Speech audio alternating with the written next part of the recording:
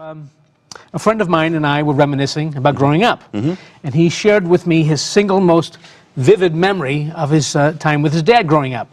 And it was his dad. He was about 9 or 10, and his dad was an important guy, three-piece suit, the whole business. And he and his father were driving someplace on a country road. My friend doesn't remember where they were going. It was dusk, and for some reason, the dad pulled off the side of the road in the middle of nothing, in the middle of a country road.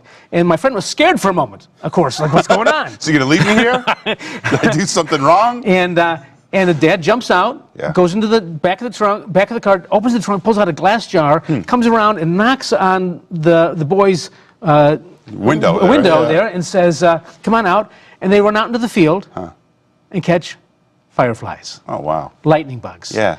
And how long were they out in that field? 5 minutes? You know, how long does it take? Yeah. And for some reason, you get a glass jar and you punch holes in the top and you throw grass in it. I'm not sure why that is. Why do we throw grass? Give them something to sit on while they're waiting.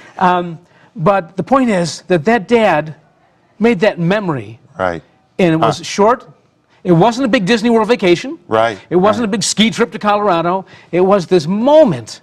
And I'd like to think that, I mean, why did that dad do that?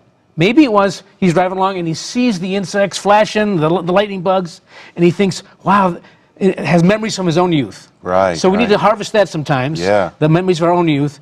But I'd like to think that maybe he was taking the recyclables out, and sees his glass jar, and goes, I'm going to throw this in my trunk just in case there's some time to catch fireflies. So the takeaway for that story is that we need to be intentional. Right. It's the day-to-day short moments. It's not the big things that kids remember.